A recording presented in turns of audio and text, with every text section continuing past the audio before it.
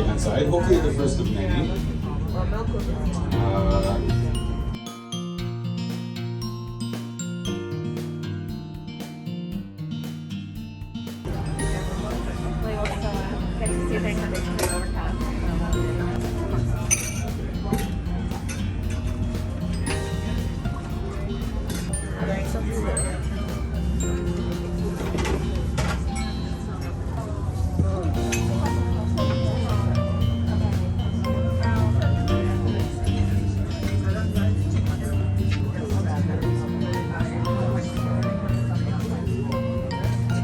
Get the frittata here and waffle here. Thank you. Enjoy.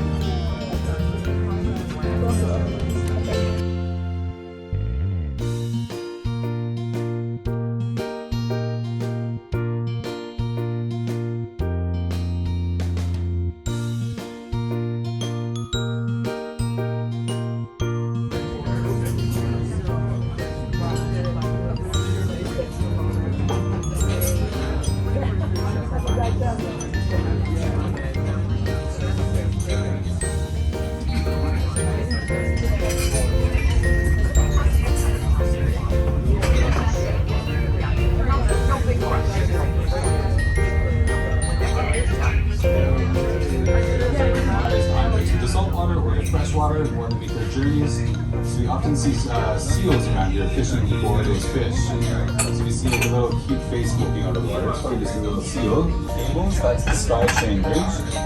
So the SkyTrain is Metro Vancouver's rapid transit system. It is the world's longest fully automated train system. And we'll probably see a train coming by pretty soon. They're very small trains, but they run very frequently, so they move a lot of people around. Freezing rain. Icicles formed in the cables of this bridge. So when the sun came up, it melted all of that, and down it fell onto the car windshields and onto the cars. So that morning, the insurance company of British Columbia got hundreds of phone calls. Yes, okay. Can we have a warm round of applause for the team in the back there? Yes. One of the guest services managers here on board of the train. So as I said, a warm welcome to each and every one of you. Thank you for joining us here on this beautiful journey as we're making our way into Kamloops today and then into the beautiful Lake Louise and Banff tomorrow. Who is excited to talk to you about this morning? He did. Okay, so he was maybe slightly off. Yeah, so we did a final head count and we have 713 guests on board today. And then do you have any idea how many crew members we have on board? Or maybe Mitch told you already. 50. 85. 85?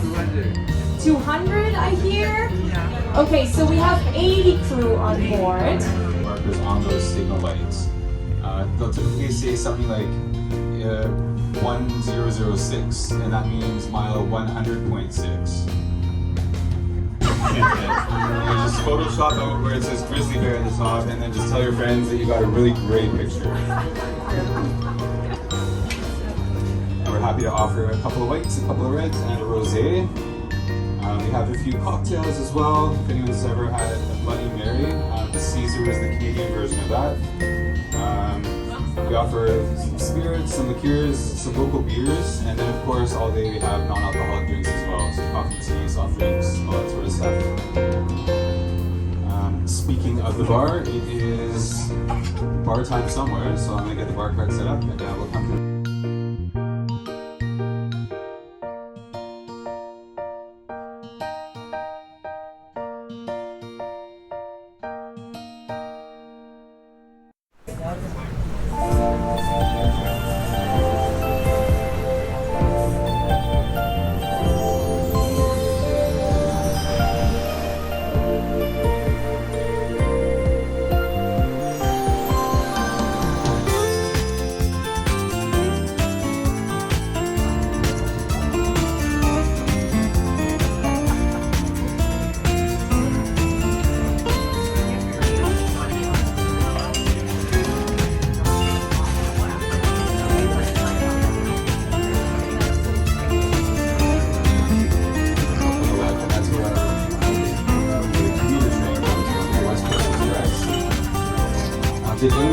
take a look at the house prices in Vancouver?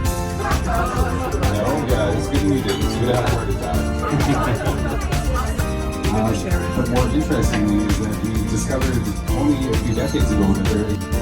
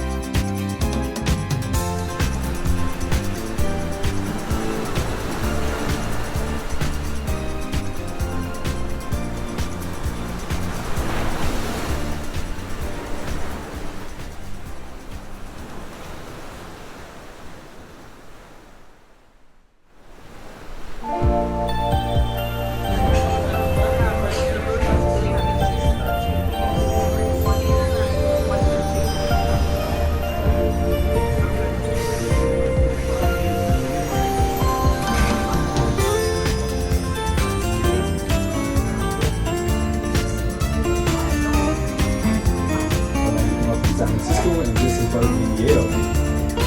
It was known for its lawlessness. At one point there was 18 cities to it, about 200. After this you'll notice that the Fraser Canyon is going to get a bit more narrow and wild. This canyon is quite impressive. It can be up to about 2,000 meters deep and only 200 to 300 meters across. And then you have that massive Fraser River going right down the center of it.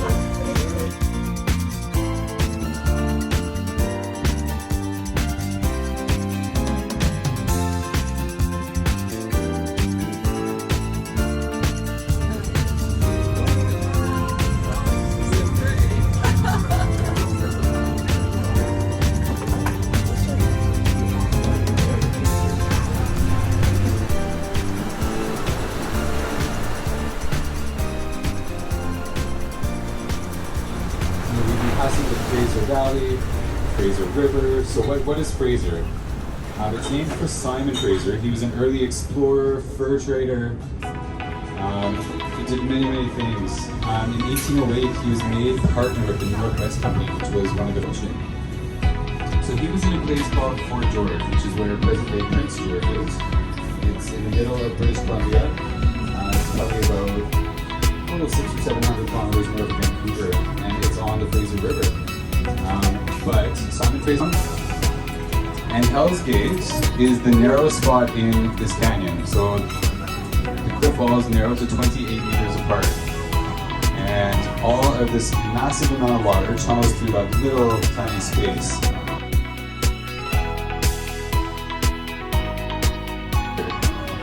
So quite literally, if you're standing on those cliffs, you can actually feel them vibrating just from the power of the water coming through.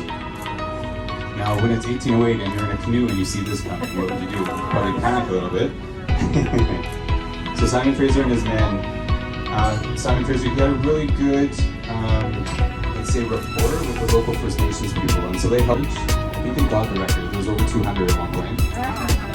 One of them, which I don't want to ruin dessert, but it's salmon flavored fudge.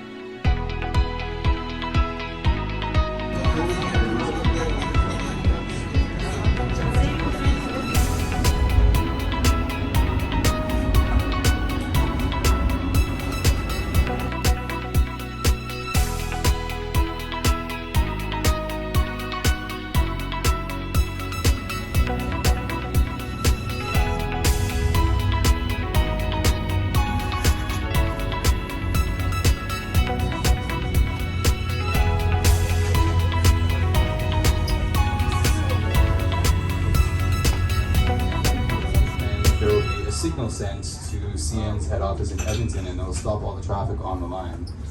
And then they'll send out some little pickup trucks that have been adapted for the rail tracks, and then they'll clean the rocks away and then they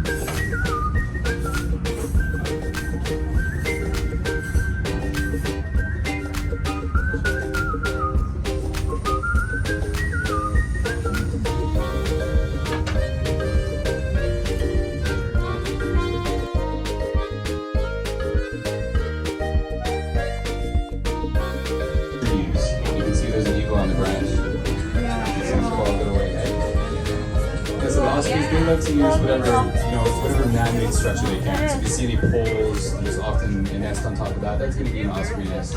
Even those, they prefer the dead trees.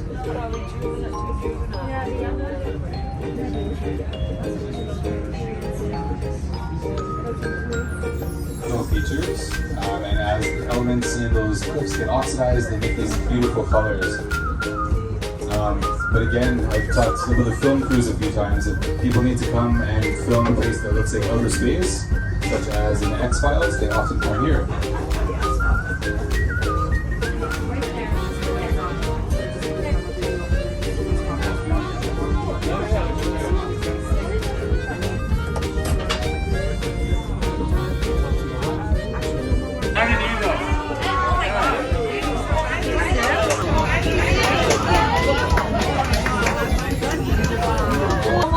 I hear. Yes, that is a very good idea. Yes, we're making our way here into Kamloops and we're getting closer. We're not quite there yet, but a little bit of time left, so I'm just going to make use of that time, talk to you as I promised about Kamloops and the arrival into Kamloops here tonight. Distribution of the hotel keys. If you could be so kind to stay in your seats, that would be lovely. We will come and find you in your seats as soon as we have the hotel keys for you. And then as soon as you have those keys and we have set up the vestibule for you outside.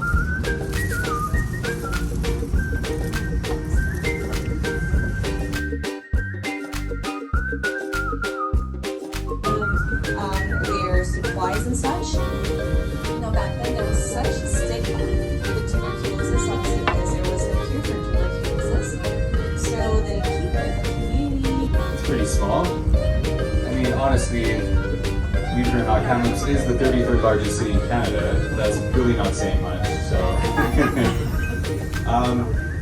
I think 99% of you are staying at the Thompson. So I'm going to pass out a map.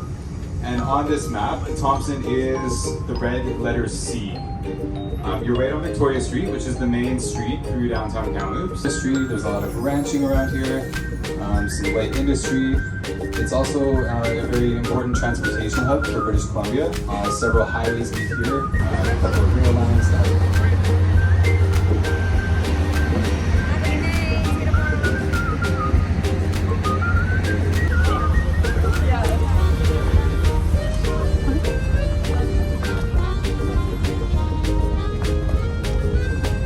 They do about 300 million in silver and in gold. So what New Gold has in reserves, they do every year.